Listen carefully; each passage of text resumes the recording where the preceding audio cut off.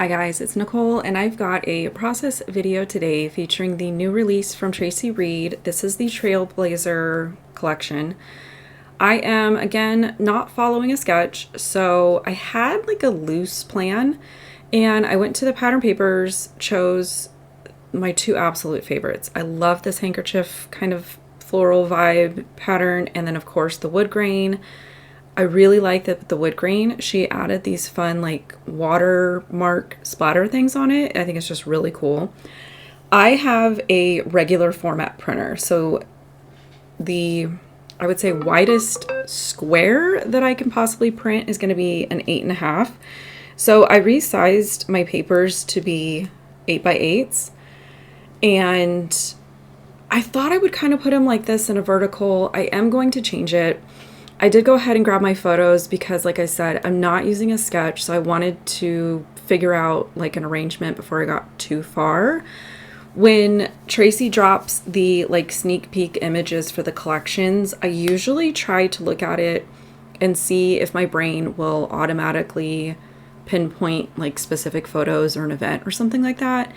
And when I saw it, it was like an immediate like, oh, this is giving me vibes to a specific concert from very long ago. I had to actually Google the artist, the venue, and who I knew one of the opening acts was to get the date of this concert. And it was 2005 for sure. I already lost my post-it note. April. It was April of 2005. So 20 years ago.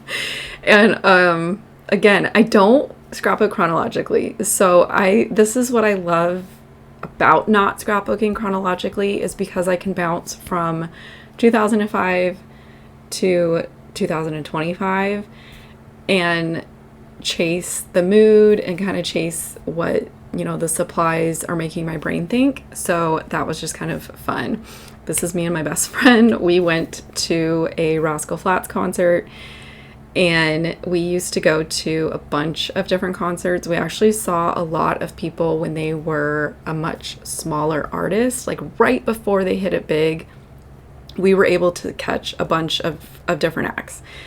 And I had to laugh because I didn't have a ton of photos, and they weren't great. Like, they were taken on a little, point and shoot digital camera from probably 2005, and that 20 years ago I probably thought that photo of the lead singer was an amazing capture.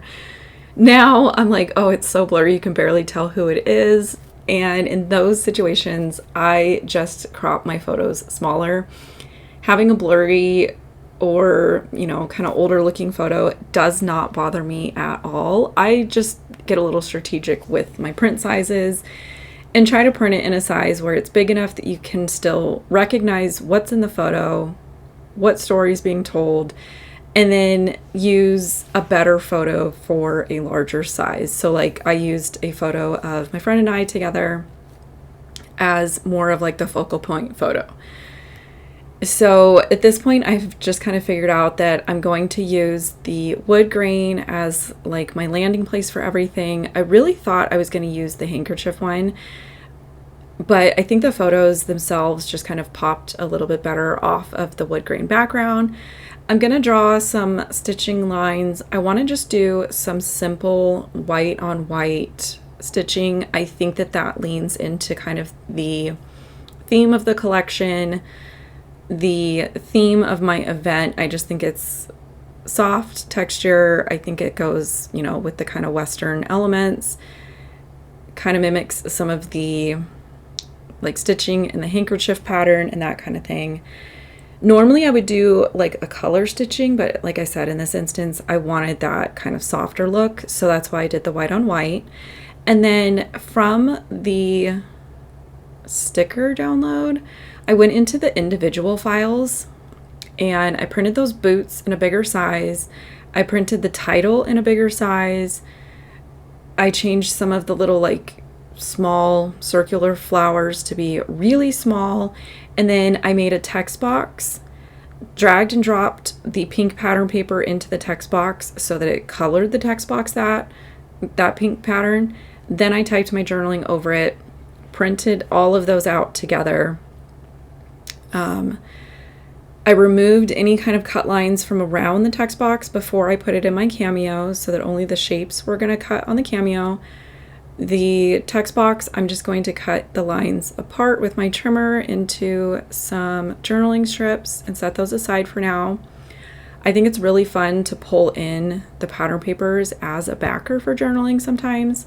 Sometimes I'll leave it in like the text box shape and kind of tuck it in with things, or print it on a tag, or print it on a journaling card. This one was just fun. I was like, there's so much white going on already that I wanted, you know, a little pop of color, but I wanted the journaling to still be readable. So I didn't pick like a very busy pattern. I think it was one of the ones that's labeled a solid, but it does have a slight texture to it. So from there, I did go ahead and map my photos on just some scrap white cardstock so that they had, you know, a nice clean edge around them. And I'm still kind of trying to figure out where I want to put everything. I, for some reason, was really liking those horseshoes. So I did another print where I went back into the individual files, got the horseshoe, sized it to be smaller. I want to say it's about 1 inch tall. Copy and pasted a bunch of them and cut out a bunch of them. I could not get it out of my head to do like a fun repeating icon. And this is what I love about print and cuts and hybrid materials at home, is that you can take something that you really like, and, you know, on the sticker sheets that Traci has created where you're going to print the one sheet and you're going to cut it out, there's one horseshoe on there. So instead of printing that sheet out over and over and over again and having extras of every other icon on there, I love that she includes the individual files, because then you can do stuff like this where you're pulling specific icons to do repeated usage of them. Same thing with those little florals. I cut, I want to say like probably 10 or 12 of them. I wasn't 100% sure how many I was going to need. I'm going to go and put pop dot square things on the back of them and just kind of scatter them across that border of horseshoes that I have going on.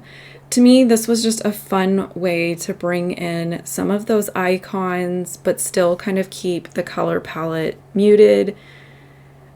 I love how the title has the other colors and it's kind of in that rainbow order.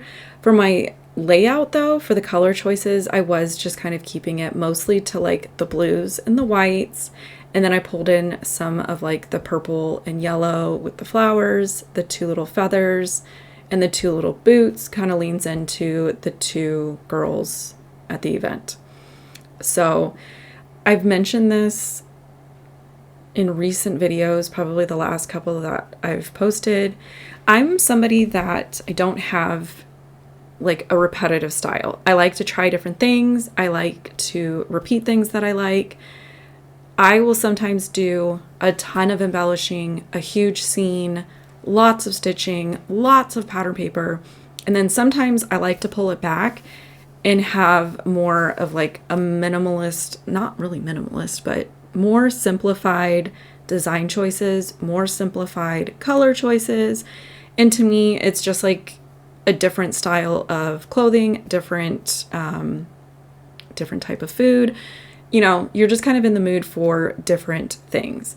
And sometimes I will find myself doing, you know, 4 or 5 layouts in a row where I'm really focusing on like simple designs. And then I'll find myself doing 4 or 5 layouts in a row where I am going above and beyond, die cutting a bunch of stuff, stitching a bunch of stuff. I just kind of go with my mood and what I think will support the product that I'm using well.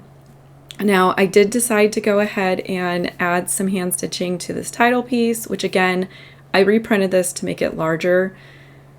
I originally printed the 3 sticker sheets from the collection just to kind of have everything printed and at my disposal. And then when I was individually picking what I wanted to use and I realized that I wanted them to be different sizes, that's when I went back to the individual files, pulled those, and just reprinted them. So I did use, at this point, I had lost my ruler. I found it, but in this one I didn't have it. I grabbed an offcut of cardstock from the journaling. It's a straight edge. It works. I do like to lightly pencil in my stitching lines pretty much on anything because I like to follow the pencil line when I do my like hole poking. And then my advice when you're stitching letters of any kind is I start my holes at the intersections and where the letter lines start and stop.